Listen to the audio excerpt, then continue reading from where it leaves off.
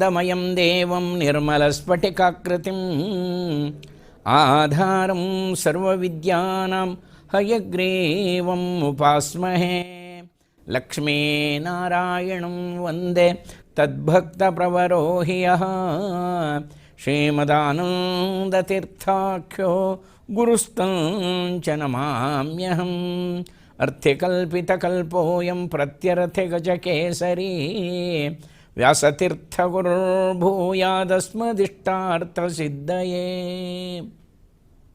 ಕೂಜಂತಂ ರಾಮ ರಾಮೇತಿ ಮಧುರಂ ಮಧುರಾಕ್ಷರಂ ಆರುಹ್ಯ ಕವಿತಾಶಾಖಾಂ ವಂದೇ ವಾಲ್ಮೀಕಿಕೋಕಿಲಂ ಮನೋಜವಂ ಮಾರುತತುಲ್ಯವೇಗಂ ಜಿತೇಂದ್ರಿಯಂ ಬುದ್ಧಿಮತಾಂ ವರಿಷ್ಠಂ ವಾತಾತ್ಮಜಂ ವಾನರಯೂತಮುಖ್ಯಂ ಶ್ರೀರಾಮದೂತಂ ಶಿರಸಾ ನಮಾಮಿ. ರಾಮಾಯ ರಾಮಭದ್ರಾಯ ರಾಮಚಂದ್ರಾಯ ವೇದಸೇ ರಘುನಾಥಾಯ ನಾಥಾಯ ಸೀತಾಯ ಪತಯೇ ನಮಃ. ಶ್ರೀ ಗುರುಭ್ಯೋ ನಮಃ. ರಾಮಾಯಣದ ರಸಪ್ರಸಂಗಗಳನ್ನು ನಾವು ಶ್ರವಣ ಮಾಡ್ತಾ ಇದ್ದೀವಿ. ವಾಲ್ಮೀಕಿ ರಾಮಾಯಣವೇ ಬಹಳ ವಿಶಿಷ್ಟವಾದಂಥ ಅಮೋಘವಾದಂಥ ಗ್ರಂಥ. ಅದರಲ್ಲಿ ಒಂದು ಪದ ಶ್ರವಣ ಮಾಡಿದ್ರೂ ಕೂಡ ಒಂದು ವಾಜಪೇಯಿ ಯಜ್ಞ ಮಾಡಿದಷ್ಟು ಫಲ ಇದೆ ಅಂಥೇಳಿ ವಾಲ್ಮೀಕಿ ಮಹರ್ಷಿಗಳು ತಮ್ಮ ಫಲಶ್ರುತಿಯಲ್ಲಿ ಉಲ್ಲೇಖ ಮಾಡ್ತಾರೆ.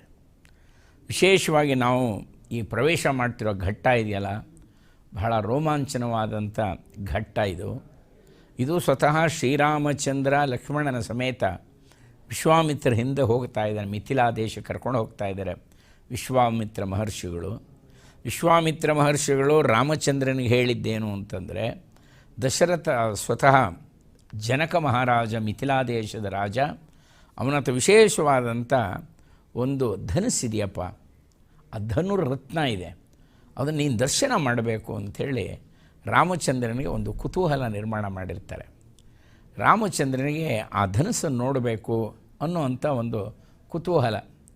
ಆದರೆ ವಿಶ್ವಾಮಿತ್ರರ ಮನಸ್ಸಿನಲ್ಲಿ ಏನಿದೆ, ಶ್ರೀರಾಮಚಂದ್ರನಿಗೆ ಅಲ್ಲಿ ಸೀತಾ ಪರಿಣಯ ಆಗಬೇಕು, ಜನಕರಾಜನ ಪುತ್ರಿಯಾದಂಥ ಸೀತೆಯ ಜೊತೆಗೆ ರಾಮಚಂದ್ರನಿಗೆ ವಿವಾಹ ಆಗಬೇಕು ಅಂತ ಈ ಒಂದು ಋಷಿಗಳ, ಮಹಾನ್ ಋಷಿಗಳು, ಬ್ರಹ್ಮರ್ಷಿಗಳಾದಂಥ ವಿಶ್ವಾಮಿತ್ರರ ಮನಸ್ಸಿನಲ್ಲಿ ಆ ಒಂದು ಅಪೇಕ್ಷೆ ಇದೆ. ರಾಮಚಂದ್ರನನ್ನು ಕರ್ಕೊಂಡು ಹೋಗ್ತಾ ಇದ್ದಾರೆ. ಆ ಮಧ್ಯದಲ್ಲಿ ಸ್ವತಃ ಈ ಗಂಗೆ ಪ್ರಕಟ ಆಗುತ್ತೆ. ಗಂಗೆಯನ್ನು ದಾಟುವಾಗ ರಾಮಚಂದ್ರ ಹೇಳ್ತಾನೆ, ಈ ಗಂಗೆ ಇಷ್ಟು ಚೆನ್ನಾಗಿದೆ, ಇಷ್ಟು ಸುಂದರವಾಗಿ ಹರಿತಾ ಇದೆ, ಇದನ್ನು ನೋಡಿದ್ರೆ ಒಂದು ಆಹ್ಲಾದ ಬರುತ್ತೆ, ಏನಿದ್ರೆ ಹಿನ್ನೆಲೆ ಅಂತ ರಾಮಚಂದ್ರ ಪರಿಪೃಚ್ಛತೆ ಒಂದು ಪ್ರಶ್ನೆ ಮಾಡ್ತಾನೆ. ನಮ್ಮ ಅನೇಕ ಪುರಾಣಗಳಲ್ಲಿ ವೈಭವ ನೋಡ್ತೇವೆ. ಪ್ರಶ್ನೆ ಕೇಳಿದ್ದಕ್ಕೆ ಉತ್ತರದ ರೂಪದಲ್ಲಿ ಅನೇಕ ಕಥೆಗಳು ಹೊರಹೊಮ್ಮುತ್ತೆ. ಹಾಗೆ ರಾಮಚಂದ್ರ ಕೇಳಿದ್ದಕ್ಕೆ ವಿಶ್ವಾಮಿತ್ರರಿಗೆ ಒಂದು ಆನಂದ ಆಗುತ್ತೆ. ಅವರು ಈ ಕಥೆಯನ್ನು ಉಲ್ಲೇಖ ಮಾಡ್ತಾರೆ. ಶ್ರೀರಾಮಚಂದ್ರ, ನಿನ್ನ ಪೂರ್ವಜರಲ್ಲಿ ಮಹಾನ್ ವ್ಯಕ್ತಿ ಇದ್ದಪ್ಪ, ಭಗೀರಥಸ್ತು ರಾಜರ್ಷಿ ಧಾರ್ಮಿಕೋ ರಘುನಂದನ. ರಾಜರ್ಷಿಯಾದಂಥ ಭಗೀರಥ ಅಂತಿದ್ದ ರಾಮಚಂದ್ರ. ಸತಪೋ ದೀರ್ಘಮಾಶಿಷ್ಟ ಗೋಕರ್ಣೇ ರಘುನಂದನ. ಅತ್ಯಂತ ದೀರ್ಘವಾದಂಥ ತಪಸ್ಸು ಮಾಡಿದಪ್ಪ. ಈ ತಪಸ್ಸಿಗೆ ಒಂದು ಹಿನ್ನೆಲೆ ಇದೆ. ಸ್ವತಃ ಹಿಂದೆ ಸಗರ ಚಕ್ರವರ್ತಿ ಅಶ್ವಮೇಧ ಯಜ್ಞವನ್ನು ಮಾಡಬೇಕು ಅಂತ ತಾನು ಸಿದ್ಧತೆ ಮಾಡಿಕೊಂಡಾಗ ಅಶ್ವವನ್ನು ಇಂದ್ರದೇವರು ಅಪಹರಣ ಮಾಡಿಬಿಡ್ತಾರೆ. ಅದು ಸಿಗೋದೇ ಇಲ್ಲ. ಅದು ಆ ಒಂದು ಅಶ್ವವನ್ನು, ಯಜ್ಞಾಶ್ವವನ್ನು ಹುಡುಕೊಂಡು ಸಗರನ 60,000 ಮಕ್ಕಳು ಹೋಗ್ತಾರೆ. ಅವರು ಹೋಗ್ತಾ ಹೋಗ್ತಾ ಹೋಗ್ತಾ ಪಾತಾಳಕ್ಕೆ ಹೋಗ್ತಾರೆ. ಪಾತಾಳದಲ್ಲಿ ಅಶ್ವ ಇರುತ್ತೆ. ಈ ಅಶ್ವವನ್ನು ಅಲ್ಲಿ ಕಪಿಲ ಮಹರ್ಷಿಗಳು ಧ್ಯಾನಾಸಕ್ತರಾಗಿ ಕೂತಿರ್ತಾರೆ.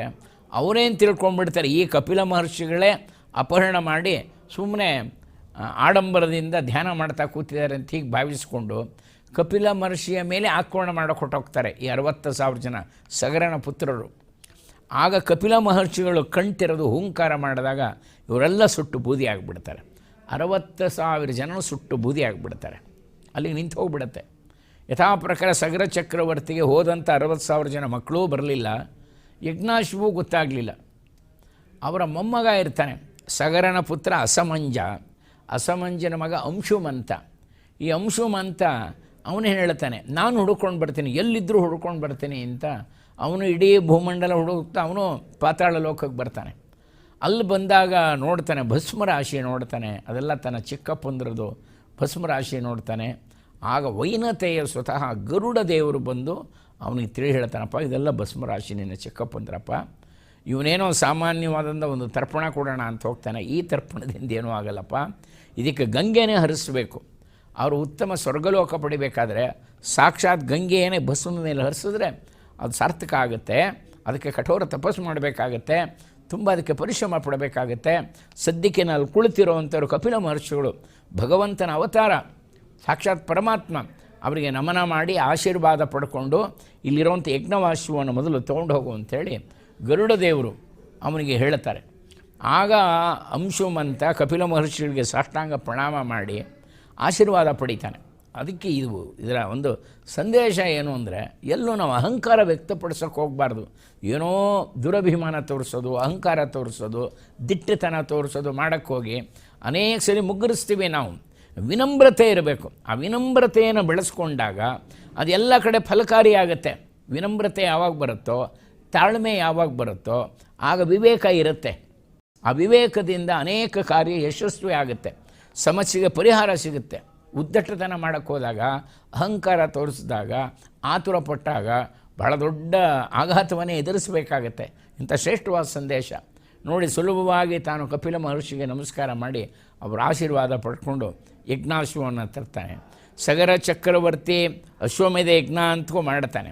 ಆದರೆ ಈ ಸಮಸ್ಯೆ ಹೀಗೆ ನಿಂತೋಗುತ್ತೆ. 60,000 ಜನ ಬೂದಿಯಾಗಿ ಕೂತಿದ್ದಾರೆ. ಕಡೆಗೆ ಅವನು ಸಗರ ಚಕ್ರವರ್ತಿ ತೀರ್ಕೊಳ್ಳುವಾಗ ಅಂಶುಮಂತಿಗೆ ಹೇಳ್ತಾನೆ, ಏನಾದರೂ ಪ್ರಯತ್ನ ಮಾಡಿ ಗಂಗೆಯನ್ನು ಹರಿಸೋ ಪ್ರಯತ್ನ ಮಾಡಪ್ಪ ಅಂತ. ಅಂಶುಮಂತ 30,000 ವರ್ಷ ಕಠೋರ ತಪಸ್ಸು ಮಾಡ್ತಾನೆ, ಅವನಿಂದ ಸಾಧ್ಯ ಆಗಲ್ಲ. ಅಂಶುಮಂತನ ಮಗನೇ ದಿಲೀಪ, ಅವನು 30,000 ವರ್ಷ ಬದುಕಿರ್ತಾನೆ, ಅವನು ತಪಸ್ಸು ಮಾಡ್ತಾನೆ, ಅವನಿಂದಲೂ ಅದಾಗುವುದಿಲ್ಲ. ಆ ದಿಲೀಪನ ಪುತ್ರನೇ ಭಗೀರಥ. ನೋಡಿ, ಇದು 3 ವಂಶ: ಸಗರ, ಅಸಮಂಜ, ಅಂಶುಮಂತ, ಹಾಗೆ ದಿಲೀಪ. ಆ ದಿಲೀಪ ಚಕ್ರವರ್ತಿ ತನ್ನ ಪುತ್ರನಿಗೆ ತಾನು ಶರೀರ ಬಿಡುವಾಗ ಹೇಳುತ್ತಾನೆ ಭಗೀರಥನಿಗೆ, ಏನಾದರೂ ಮಾಡಿ ನೀನು ಅವರ ಭಸ್ಮದ ಮೇಲೆ, ಸುಟ್ಟ ಬೂದಿಯ ರಾಶಿಯ ಮೇಲೆ ಗಂಗೆಯನ್ನು ಹರಿಸೋ ಪ್ರಯತ್ನ ಮಾಡಪ್ಪ. ಇದಕ್ಕೆ ನೀನು ತುಂಬ ಆದ್ಯತೆ ಕೊಡು. ಯಾವ ಪರಂಪರೆಯಿಂದ ಅವರೆಲ್ಲ ಪಾಪ ಸ್ವರ್ಗವನ್ನು ಸೇರದೆ ಎಲ್ಲಿ ಅಲಿತಿರ್ತಾರೋ ಅಂಥೇಳಿ ತಾನು ಪ್ರಾರ್ಥನೆ ಮಾಡಿ ಅವನಿಗೆ ಹೇಳಿಕೊಂಡು ತನ್ನ ಮಗನಲ್ಲಿ ತನ್ನ ಅಳಲನ್ನು ತೋರಿಸ್ಕೊಂಡು ಶರೀರ ಬಿಟ್ಬಿಡ್ತಾನೆ ದಿಲೀಪ ಚಕ್ರವರ್ತಿ. ಭಗೀರಥ ಸಂಕಲ್ಪ ಮಾಡ್ತಾನೆ. ಮೊದಲು ತನ್ನ ಸಂತಾನಕ್ಕೋಸ್ಕರ ತಪಸ್ಸು ಮಾಡ್ತಾನೆ, ನಂತರ ಇದ್ರ ಪ್ರಯತ್ನ ಮಾಡ್ತಾನೆ. ಅದನ್ನೇ ಇಲ್ಲಿ ಕತೆ ಹೇಳ್ತಾರೆ.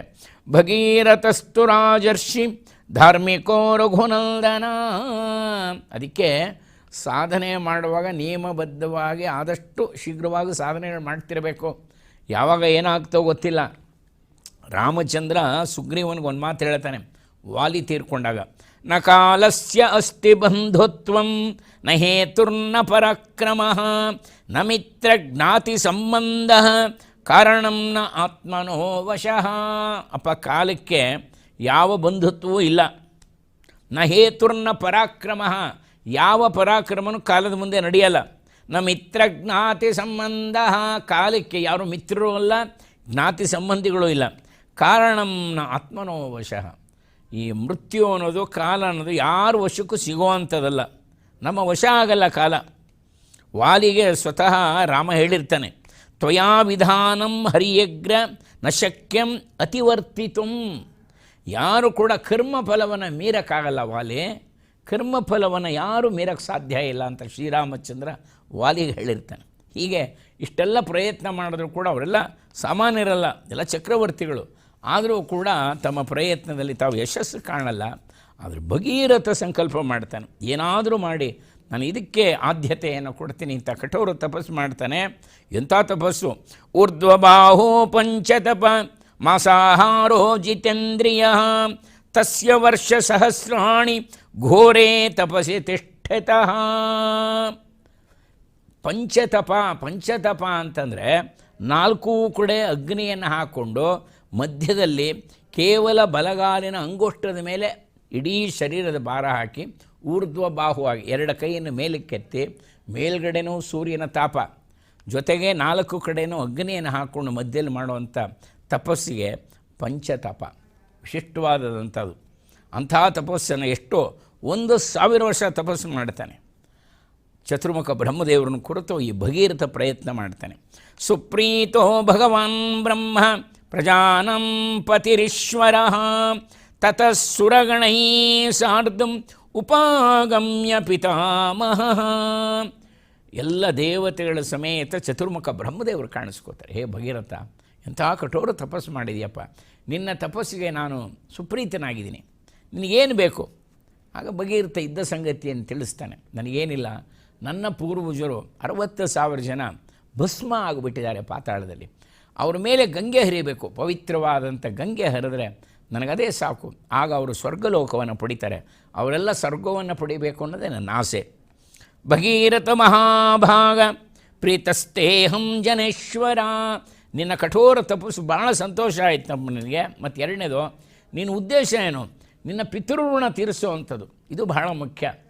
ನಿನ್ನ ಸ್ವಂತಕ್ಕೆ ಸ್ವಾರ್ಥಕ್ಕೆ ಅಂತಲ್ಲ, ನಿನ್ನ ಪಿತೃಋಣವನ್ನು ತೀರಿಸೋಕ್ಕೋಸ್ಕರ, ಅವರೆಲ್ಲ ಮುಕ್ತ ಲೋಕವನ್ನು ಪಡೆಯೋಕ್ಕೋಸ್ಕರ ಈ ತಪಸ್ಸನ್ನು ಮಾಡಿದೆಯಪ್ಪ. ಭಗೀರಥೋ ಮಹಾಭಾಗ ಕೃತಾಂಜಲಿರುಪಸ್ಥಿತ. ಚತುರ್ಮುಖ ಬ್ರಹ್ಮದೇವರು ಮಿಕ್ಕೆಲ್ಲ ದೇವತೆಗಳು ನೋಡಿದ ಕೂಡಲೇ ಭಗೀರಥ ನತಮಸ್ತಕನಾಗಿ ತಾನು ಸಾಷ್ಟಾಂಗ ಪ್ರಣಾಮ ಮಾಡ್ತಾನೆ, ಕೈ ಮುಗಿದು ಕೇಳ್ತಾನೆ. ಯದಿ ಮೇ ಭಗವಾನ್ ಪ್ರೀತೋ ಯದ್ಯಸ್ತಿ ತಪಸಫಲಂ ಸಗರಸ್ಯಾತ್ಮಜ ಸರ್ವೇ ಮತ್ತಃ ಸಲೀಲಮಾಪ್ನುಯುಃ. ನನ್ನ ಒಂದು ಈ ತಪಸ್ಸಿಗೆ ನೀನು ಸುಪ್ರೀತನಾಗಿದ್ದರೆ, ನೀನು ಸಂತೋಷಪಟ್ಟಿದ್ದರೆ, ಇದು ಫಲಕಾರಿಯಾಗಿದ್ದರೆ ನನಗೊಂದು ಅನುಗ್ರಹ ಮಾಡು. ಸಗರಸ್ಯಾತ್ಮಜ ಸರ್ವೇ ಮತ್ತಃ ಸಲಿಲಮಾಪ್ನುಯುಃ.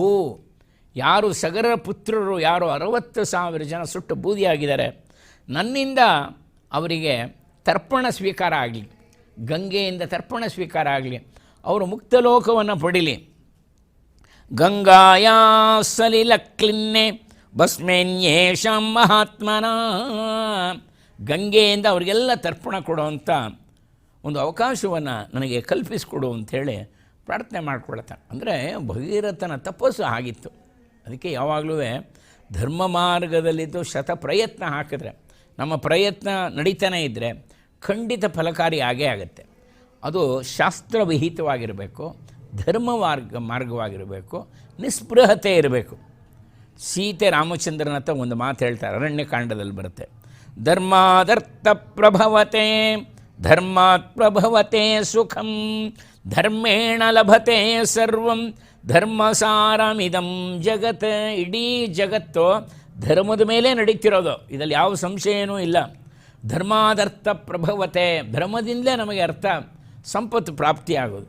ಧರ್ಮಾತ್ ಪ್ರಭವತೆ ಸುಖಂ, ಧರ್ಮದಿಂದಲೇ ನಮಗೆ ಸುಖ ಕೂಡ ಸಿಗುವಂಥದ್ದು.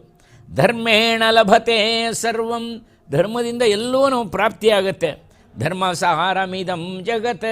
ಅರಣ್ಯಕಾಂಡದಲ್ಲಿ ಸೀತೆ ಒಂದು ಸಂದರ್ಭದಲ್ಲಿ ರಾಮಚಂದ್ರನ ಹತ್ರ ಈ ವಿಷಯ ತೋಡ್ಕೋತಾಳೆ.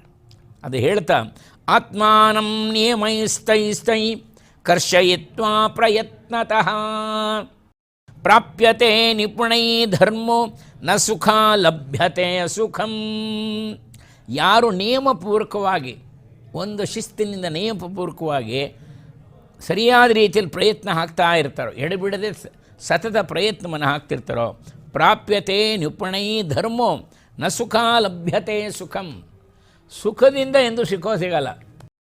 ಅದಕ್ಕೇ ನಾವು ಶರೀರವನ್ನಾಗಲಿ ಮನಸ್ಸನ್ನಾಗಲಿ ಸರಿಯಾಗಿ ದಂಡಿಸಿ ಸರಿಯಾದ ಮಾರ್ಗದಲ್ಲಿ ಅದನ್ನು ತೊಗೊಂಡು ಹೋಗಬೇಕು. ಯಾರು ಅದನ್ನು ಸರಿಯಾದ ಮಾರ್ಗದಲ್ಲಿ ಶರೀರವನ್ನಾಗಲಿ ಮನಸ್ಸನ್ನಾಗಲಿ ತೊಗೊಂಡು ಹೋಗ್ತಾರೋ ಅವರಿಗೆ ಸುಖ ಪ್ರಾಪ್ತಿಯಾಗುತ್ತೆ. ಸುಖದಿಂದ ಸುಖ ಸಿಗೋಲ್ಲ. ನಮ್ಮಲ್ಲಿ ಅನೇಕರಿಗೆ ಆ ಭ್ರಾಂತಿ ಇದೆ. ಸುಖ ಪಡ್ತೀವಿ, ಮನೋರಂಜನೆಯಿಂದಿರ್ತೀವಿ, ಸುಖ ಸಿಗುತ್ತೆ ಅಂದರೆ ಸುಖ ಸಿಗೋದಿಲ್ಲ. ಅದಕ್ಕೆ ಶ್ರಮ ಪಡಬೇಕು, ನಿಯಮ ಇರಬೇಕು, ಶಿಸ್ತಿರಬೇಕು ಜೀವನದಲ್ಲಿ. ಅವನಿಗೆ ನಿಜವಾದ ಸುಖ ಸಿಗುತ್ತೆ, ನಿಜವಾದ ಆನಂದ ಅಲ್ಲಿ ಸಿಗುತ್ತೆ. ಎಷ್ಟು ಸುಂದರಗಿದೆ. ನ ಸುಖ ಲಭ್ಯತೆ ಸುಖಂ, ಸುಖದಿಂದ ಸುಖ ಸಿಗಲ್ಲಪ್ಪ. ತುಂಬ ಅರ್ಥಗರ್ಭಿತವಾದಂಥ ವಿಚಾರ. ಹಾಗೆ ಇಲ್ಲಿ ಸ್ವತಃ ಭಗೀರಥ ಎಷ್ಟು ಅವನು 30,000 ವರ್ಷ ಕಠೋರ ತಪಸ್ಸು ಮಾಡಿದ್ದಾನೆ.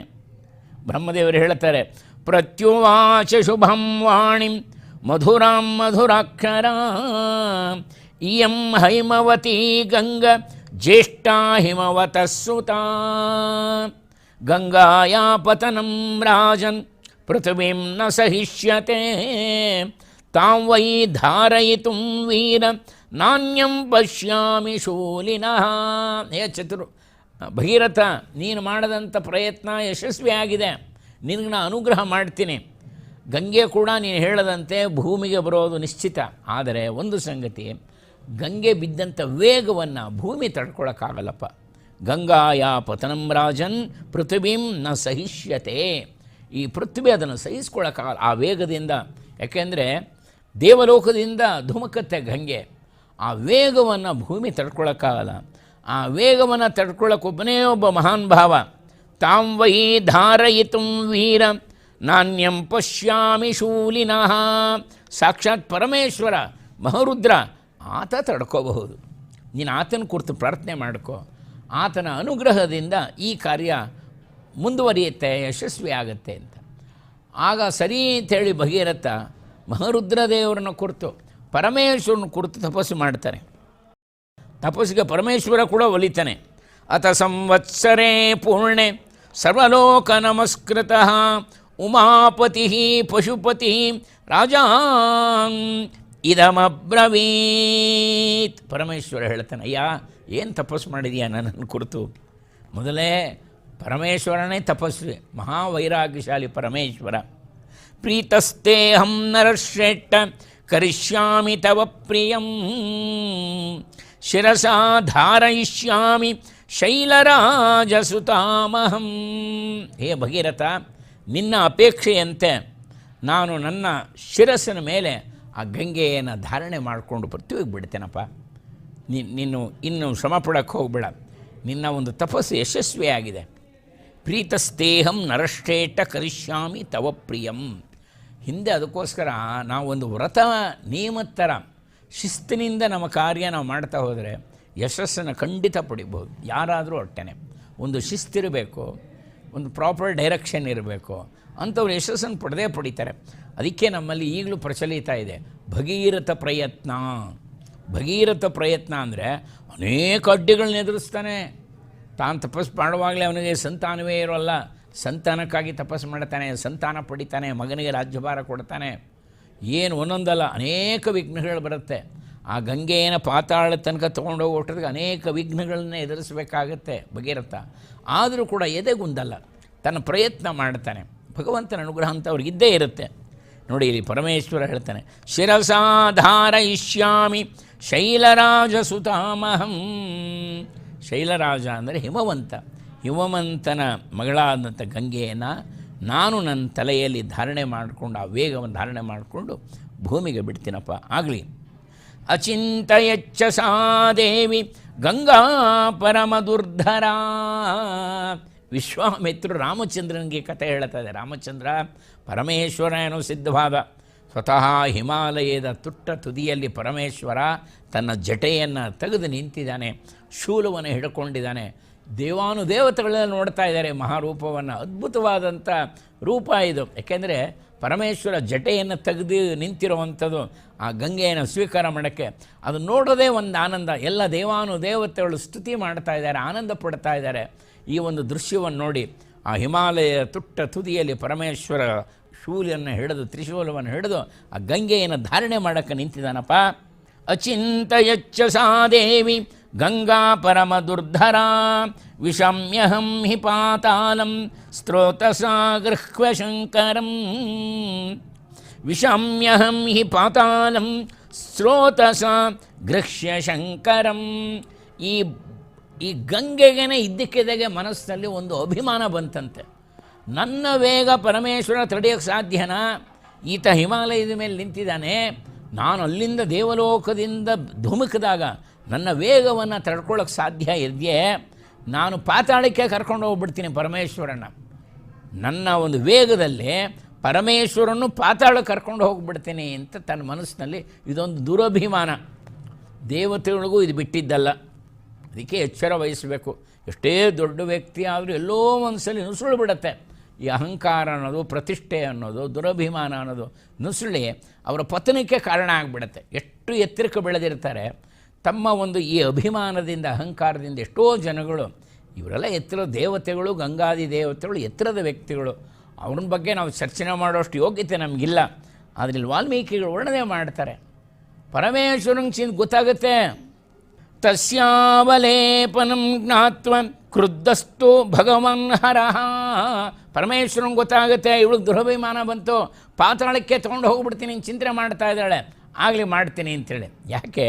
ಮನಸ್ಸಿಗೆ ಅಭಿಮಾನಿ ದೇವತೆ, ಮನೋಭಿಮಾನಿ ದೇವತೆ ಪರಮೇಶ್ವರ. ನಮ್ಮ ವಿಜಯದಾಸರು ಹೇಳ್ತಾರೆ, ಮನಸ್ಸು ಕಾರಣವಲ್ಲ ಪಾಪ ಪುಣ್ಯಕ್ಕೆಲ್ಲ ಅನಲಾಕ್ಷ ನಿಲ್ಲ ಪ್ರೇರಣೆ ಇಲ್ಲದೆ. ಮನಸ್ಸಿಗೆ ಅಭಿಮಾನಿ ದೇವತೆ ವಿಜಯದಾಸರು ಹೇಳ್ತಾರೆ. ನಮ್ಮ ಮನಸ್ಸಲ್ಲಿ ಏನಿದೆ ಎಲ್ಲವೂ ಪರಮೇಶ್ವರನ ಗೊತ್ತಿಲ್ಲದೆ ಇರುತ್ತೆ. ಯಾವಾಗ ಗಂಗೆಯಲ್ಲಿ ಮನಸ್ಸು ಬಂತೋ ಆಯಿತು, ಇದಕ್ಕೆ ಸರಿಯಾದಂಥ ಪಾಠ ಕಲಿಸ್ತೀನಿ ಅಂತ ಮಹಾರುದ್ರದೇವರು ನಿಶ್ಚಯ ಮಾಡ್ತಾರೆ. ಗಂಗೆ ಬೀಳ್ತಾಳೆ. ಬಿಂದು ಆ ಶಿವನ ಜಟೆ ಮೇಲೆ ಬಿದ್ದಾಗ ಹಿಮವತ್ ಪ್ರತಿಮೆ ರಾಮ ಜಟಾಮಂಡಲ ಗಹ್ವರೇ. ವಿಶ್ವಾಮಿತ್ರ ಹೇಳೇ ರಾಮಚಂದ್ರ, ಆ ಗಂಗೆಯ ಶಿವನ ಜಟೆಯ ಮೇಲೆ ಬೀಳ್ತಾಳೆ. ಶಿವನ ಜಟೆ ಎಲ್ಲ ಗುಹೆ ಥರ ಆಗಿಬಿಡತ್ತೆ, ಒಂದೊಂದು ರೋಮನೂ ಗುಹೆ ಥರ ಆಗಿಬಿಡತ್ತೆ. ಗಂಗೆಯಲ್ಲಿ ಬರೋಕ್ಕೆ ಆಗಲ್ಲ, ಎಲ್ಲ ಆ ಗುಹೆಯಲ್ಲಿ ಸೇರ್ಕೊಂಡ್ಬಿಡ್ತಾಳೆ, ಅಲ್ಲಲ್ಲೇ ಸುತ್ತಾ ಇದ್ದಾಳೆ, ಕೆಳಗೆ ಬರೋಕ್ಕಾಗ್ತಾ ಇಲ್ಲ. ಹಿಮವತ್ ಪ್ರತಿಮೆ ರಾಮ ಜಟಾಮಂಡಲ ಗಹ್ವರೇ ತಾಮ ಪಶ್ಯನ್ ಪುನಸ್ತತ್ರ ತಪಃ ಪರಮಸ್ಥಿತಃ. ನೋಡ್ತಾ ಇದ್ದಾನೆ ಭಗೀರಥ, ಗಂಗೆ ಬೀಳುತ್ತೆ ಬೀಳುತ್ತೆ ಬೀಳುತ್ತೆ ಅಂತ ಬೀಳಲೇ ಇಲ್ಲ. ಎಲ್ಲ ಶಿವನ ಶಿರಸ್ಸಲ್ಲಿ ಸೇರ್ಕೊಂಡು ಬಿಟ್ಟಿದ್ದಾಳೆ, ಅಲ್ಲಿ ಸಿಕ್ಕಾಕೊಂಡು ಬಿಟ್ಟಿದ್ದಾಳೆ, ಗಂಗೆ ಬೀಳೋಕ್ಕಾಗ್ತಾ ಇಲ್ಲ. ಆಕೆಗೆ ಅನಿಸುತ್ತೆ, ನಾನು ಅಂದುಕೊಂಡಿದ್ದಂಥ ಬೃಹವಿಮಾನ, ನಾನು ಪಾತಾಳಕ್ಕೆ ರುದ್ರನ ಕರ್ಕೊಂಡು ಹೋಗಿಬಿಡ್ತೀನಿ, ನನ್ನ ವೇಗವನ್ನು ರುದ್ರ ಕೂಡ ತಡೆಯೋಕ್ಕಾಗಲ್ಲ ಅಂತ ಭಾವಿಸಿದ್ಲು. ಈಗ ಅದನ್ನು ಅನುಭವಿಸ್ತಾ ಇದ್ದಾಳೆ.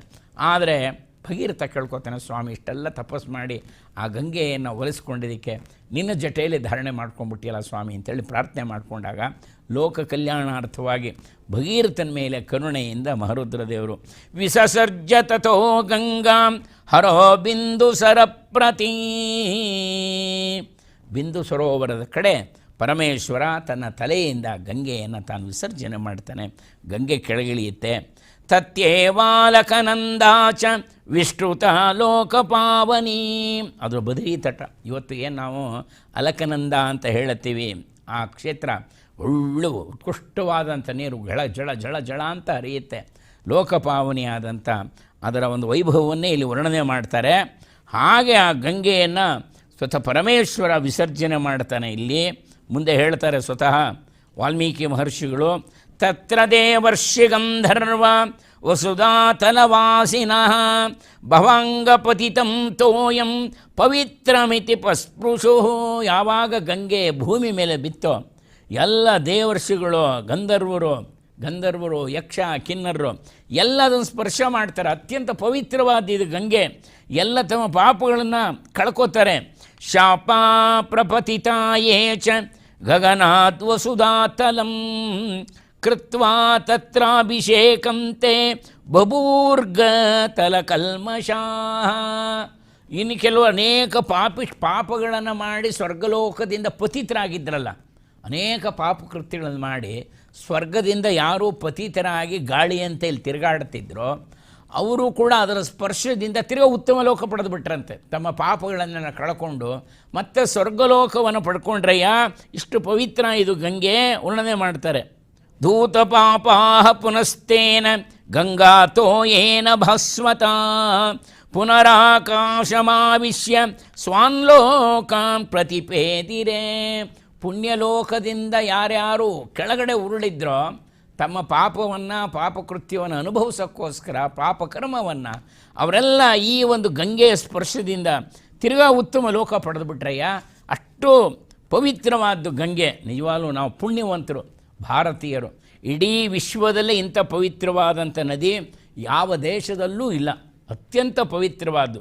ಯಾರು ಕುಳಿತಲೇ ಗಂಗೆ ಅಂತ ಒಂದು ಮನಸ್ಸಿನಲ್ಲಿ ಸ್ಮರಣೆ ಮಾಡಿದ್ರೆ ಇಷ್ಟು ಪುಣ್ಯ ಬರುತ್ತೆ, ಪಾಪಗಳ ಹರಣ ಆಗುತ್ತೆ.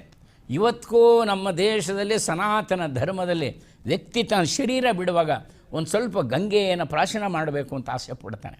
ಯಾಕೆ ಗಂಗೆಯನ್ನು ಸ್ಮರಣೆ ಮಾಡ್ತಾ ಮಾಡ್ತಾ ಶರೀರ ತ್ಯಜಿಸಬೇಕು ಅಂತ ಆಸೆ ಪಡ್ತಾರೆ. ಎಲ್ಲರ ಮನೆಯಲ್ಲೂ ನಾವು ಗಂಗೆ ತಾಲಿ ನೋಡ್ತೀವಿ. ಅಂಥ ಪವಿತ್ರವಾದಂಥ ಜೀವನದಿಯಾದಂಥ ಲೋಕೋತ್ತರವಾದಂಥ ಪರಮ ಪುಣ್ಯಕರವಾದಂಥ ಗಂಗೆ, ಅದರ ಕಥೆಯನ್ನು ವರ್ಣನೆ ಮಾಡ್ತಾ ಕಡೆಯಲ್ಲಿ ಹೇಳ್ತಾರೆ, ಸಾಗರಸ್ಯ ಜಲಂ ಲೋಕೆ ಯಾವಸ್ತಾಸ್ಯತಿ ಪಾರ್ಥಿವಾಂ ಸಗರಸ್ಯಾತ್ಮಜಾಸ್ತಾವತ್ ಸ್ವರ್ಗೇ ಸ್ಥಾಸ್ಯಂತಿ ದೇವವತ್. ಚತುರ್ಮುಖ ಬ್ರಹ್ಮದೇವರು ಕಾಣಿಸ್ಕೊಳ್ಳುತ್ತಾರೆ. ಸ್ವತಃ ಸಗರ ಚಕ್ರವರ್ತಿ ತಾನು ರಥದಲ್ಲಿ ಇಲ್ಲಿ ಭಗೀರಥ, ಸಗರ ಚಕ್ರವರ್ತಿಯ ವಂಶದಲ್ಲಿ ಬಂದಂಥ ಭಗೀರಥ ಯಶಸ್ವಿಯಾಗಿದ್ದಾನೆ.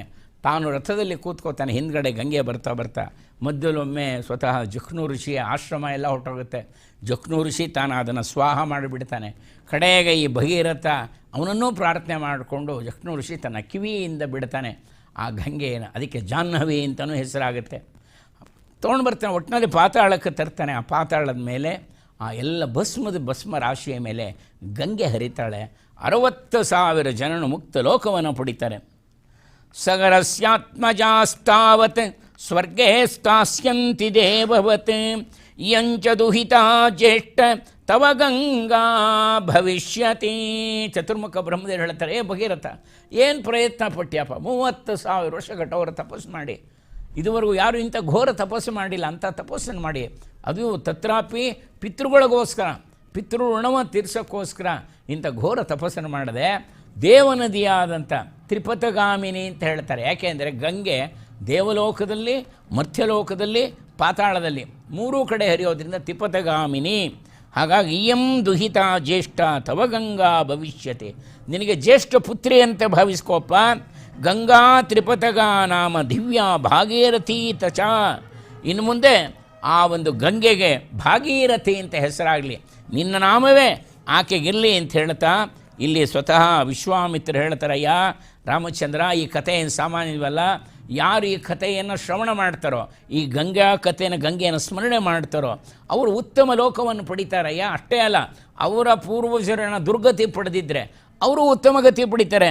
ಪ್ರಿಯಂತೆ ಪಿತರಸ್ತಸ್ಯ ಪ್ರಿಯಂತೆ ದೇವತಾ ಚ ಇದಮಾಖ್ಯಾನಮವ್ಯಗ್ಗೋ ಗಂಗಾವತರಣಂ ಶುಭಂ ಯಃ ಶೃಣೋತಿ ಚ ಕಾಕುಸ್ತ ಸರ್ವಾನ್ ಕಾಮಾನವಾಪ್ನುಯಾಂ ಸರ್ವೇ ಪಾಪಾಃ ಪ್ರಣಶ್ಯಂತಿ ಆಯುಃ ಕೀರ್ತಿಶ್ಚ ವರ್ಧತೆ. ಯಾರು ಈ ಗಂಗಾವತರಣದ ಕಥೆಯನ್ನು ಶ್ರವಣ ಮಾಡ್ತಾರೋ, ಶ್ರದ್ಧೆಯಿಂದ ಶ್ರವಣ ಮಾಡ್ತಾರೋ ಅವರಿಗೆ ಸರ್ವ ಪಾಪದಿಂದ ಮುಕ್ತರಾಗ್ತಾರಪ್ಪ. ಪ್ರಣಶ್ಯಂತಿ ಸರ್ವ ಪಾಪಾಃ ಪ್ರಣಶ್ಯಂತಿ ಆಯುಃ ಕೀರ್ತಿಶ್ಚ ವರ್ಧತೆ. ಅವರಿಗೆ ಆಯುಸ್ ವರ್ಧೆ ಆಗುತ್ತಪ್ಪ, ಕೀರ್ತಿ ವೃದ್ಧಿ ಆಗುತ್ತಪ್ಪ. ಅಂಥ ಪರಮ ಪವಿತ್ರವಾದಂಥ ಗಂಗೆ ಬಗ್ಗೆ ನೀನು ಕೇಳಿದೆ ರಾಮಚಂದ್ರ ಅಂತ ಇಡೀ ಗಂಗೆಯ ಗಂಗಾವತರಣವನ್ನು ಪೂರ್ಣ ವಿಶ್ವಾಮಿತ್ರರು ರಾಮಚಂದ್ರನಿಗೆ ವರ್ಣನೆ ಮಾಡ್ತಾರೆ. ರಾಮ ಗಂಗೆಯನ್ನು ಸಂಪ್ರೋಷಣೆ ಮಾಡಿಕೊಂಡು ಕೈ ಮುಗಿತಾನೆ. ಇವನ ಪಾದದಿಂದಲೇ ಬಂದಿದ್ದು ರಾಮಾವತಾರ. ವಿಶೇಷ ಮಾನುಷ ಲೀಲೆ ತೋರಿಸ್ತಾ ಇದ್ದಾನೆ. ಸಾಕ್ಷಾತ್ ನಾರಾಯಣನ ಪಾದದಿಂದಲೇ ಅಲ್ಲವೇ ಗಂಗೆ ಬಂದಿದ್ದು. ರಾಮಚಂದ್ರನೇ ಅದನ್ನು ಸಂಪ್ರೋಷಣೆ ಮಾಡ್ಕೋತಾನೆ. ಬಹಳ ವಿಶೇಷ. ಮುಂದಿನ ಸಂಚಿಕೆಯಲ್ಲಿ ಅದ್ಭುತವಾದಂಥ ರಾಮಾಯಣದ ಇನ್ನೊಂದು ಘಟ್ಟವನ್ನು ಶ್ರವಣ ಮಾಡೋಣ. ಅಲ್ಲಿವರೆಗೂ